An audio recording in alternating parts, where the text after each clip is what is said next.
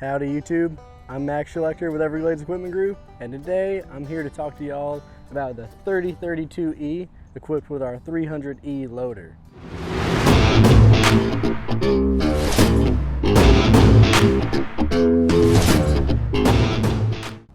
You're gonna notice that this machine has got a weird bucket sitting on the side, right? Well, this is a machine that I just pulled off the truck. It has yet to be PDI'd, which is our pre-delivery inspection. And during that pre-delivery inspection, basically what we do is we pull the bucket and bracket off the side and we attach it to the front of your loader here. We take your slow moving vehicle sign, spin it around, bolt it on, and we check all the fluid in the tractor, make sure everything runs well before you get it. Okay, so before we get into the nitty gritty of what the 3032 is, let's talk about what it does. The 3032E is perfect for the large property owner that needs a bucket, forks to move things around their property, a box blade, a rotary cutter. Any job like that, the 3032E is perfect for. All right, now let's talk about the 3032E. You see your model number here, and you see your 300E loader model number, but what do those things really mean? The way John Deere stages their compact tractor model numbers is, this is a 3 family tractor. It has 32 horsepower, and it's an E trim level. There's E, M, and R as far as trim levels go. Your first digit will be your model number. Your next 3 digits will be your horsepower, and then finally, the letter at the end, that's gonna be your trim level. Loaders are pretty similar. They're all 3 digits, and you also have trim levels. 300E, this is the only number that we really care about today. This would mean that it is a 3 series loader, and it is perfect fit for the 3032E or the 3 series family of tractor. Before I get into the tractor, let's go ahead and talk about the 300E loader. All the measurements I'm gonna give you are at the pivot, which is your joint right here, and it's 500 millimeters in front of the pivot. They give you your lift capacity and also your lift height. Now the 300E is capable of 84 inches of lift height, as well as just under 1,200 pounds of lift capacity at full height. Now why did I use lift capacity at full height? Is because you're probably gonna be lifting things high up in the air. If you overload it, it'll pick it up off the ground, but once you get to full height, it's not super safe. Now, while we're on that topic, I also gotta talk about safety. See the roll bar behind me? The ROP system. If you're working, please have that up.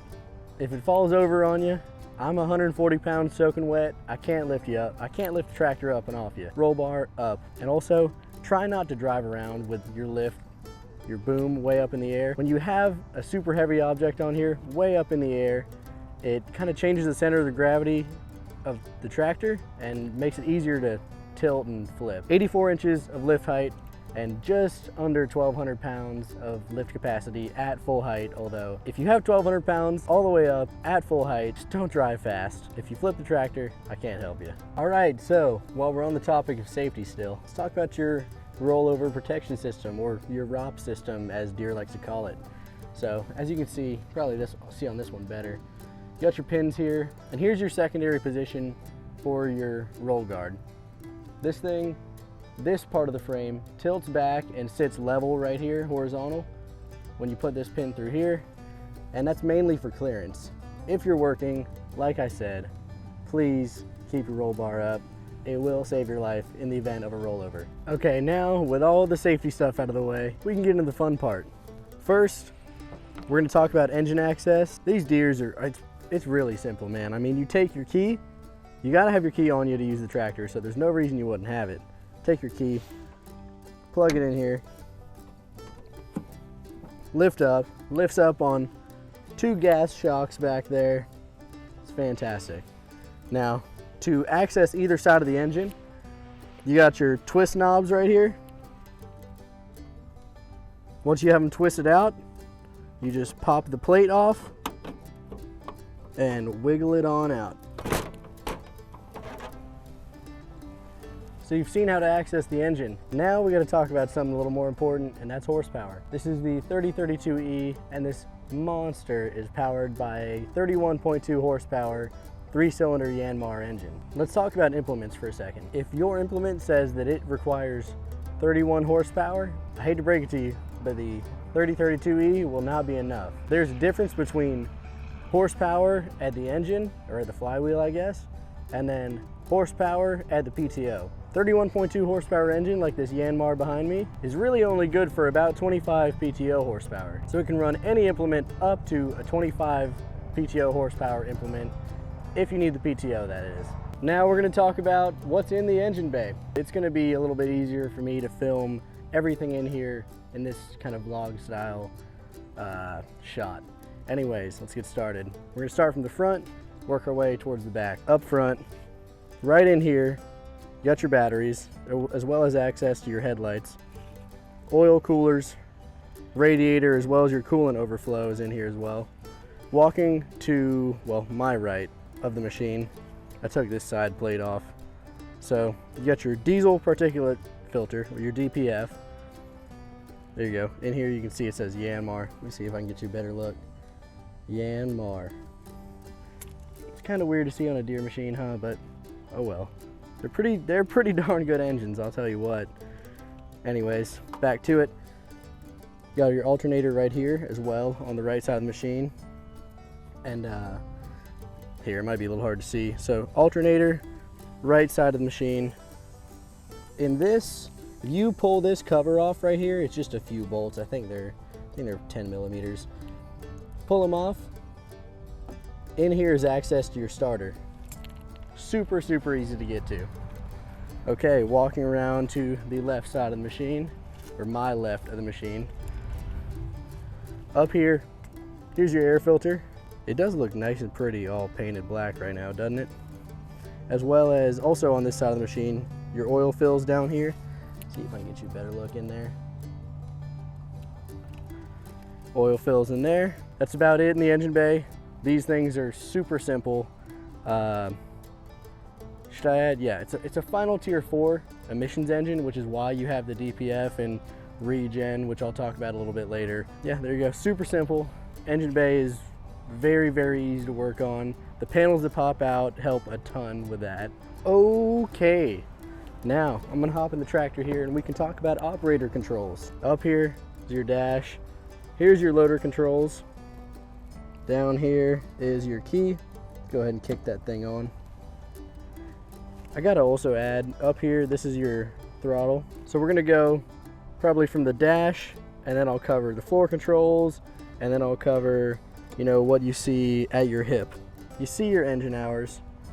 Now this little LCD display there, to get it to change, you press this button right here. As you press it, you can scroll through your different sensors there.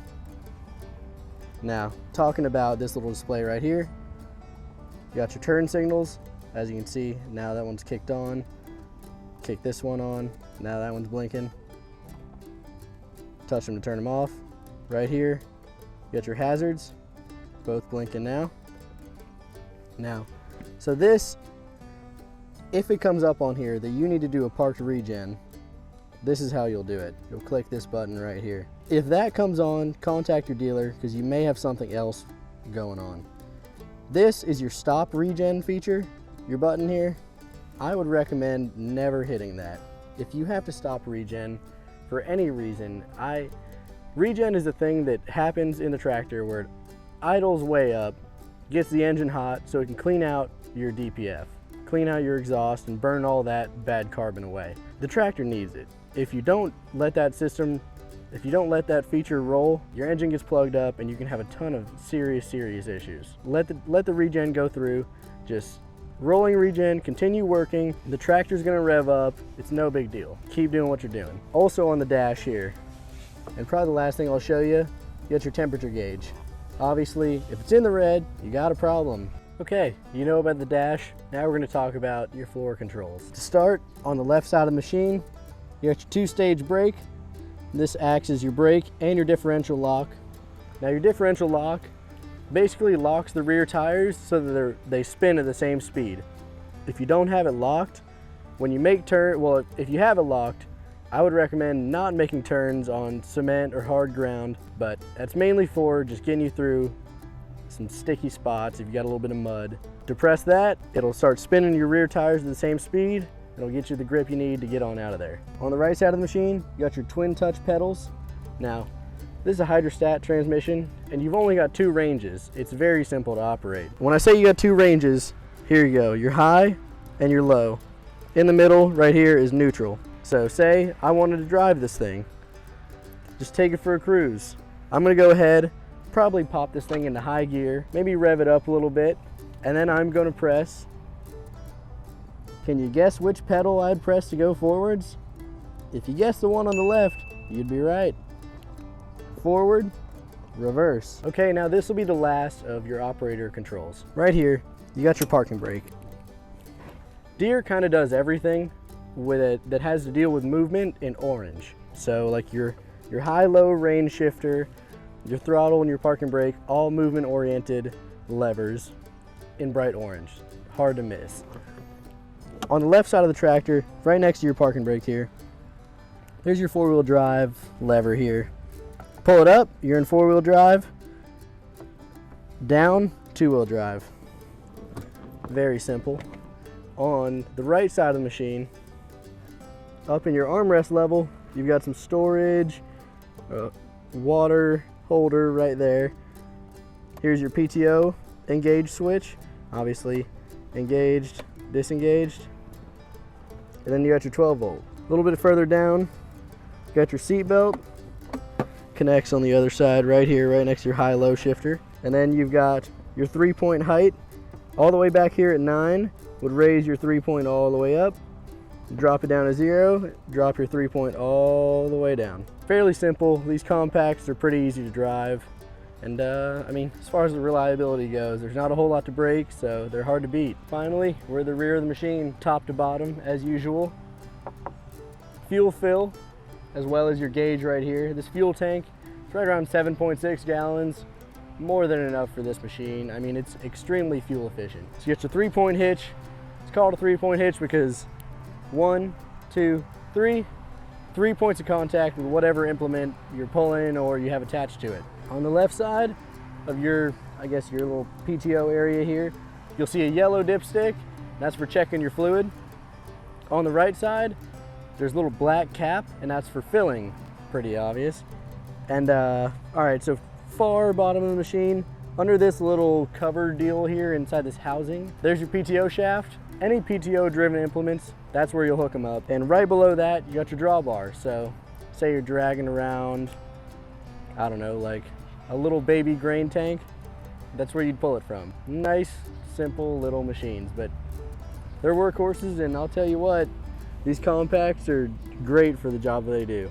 Okay, now let's go ahead and discuss something that's not ever discussed near enough, and that would be service intervals. So I'm gonna start from the rear of the machine this time. I know, I'm going backwards. Anyways, down here, here's your floorboard, here's your brake pedal, kind of orient yourself, parking brake. Back there, that'll be one of your hydraulic oil filters. That needs to be changed every 400 hours or annually, whichever one comes first. You've got your air filter up at the top of the tractor. That needs to be changed every 600 hours, or if you pull it out and it looks super messy, it needs to be changed. 600 hours, looks super dirty, or annually. I'm gonna be tired of saying that here in a second. Coming down to the bottom of the machine here, kind of where your oil fill is, you got your fuel filter here, and you've also got your water separator up here. Now these are key. You want to keep them clean every 400 hours or annually. That's it. If the machine's running bad, typically with these lighter horsepower diesel tractors, it's a fuel thing. Change your filters, it'll typically go away. Now, engine oil. Here's your engine oil filter, and that as well every 400 hours or annually. Pretty easy to maintenance. There's really only one thing that isn't every 400 hours, and that's your air filter, as long as it's not completely clogged up and dirty.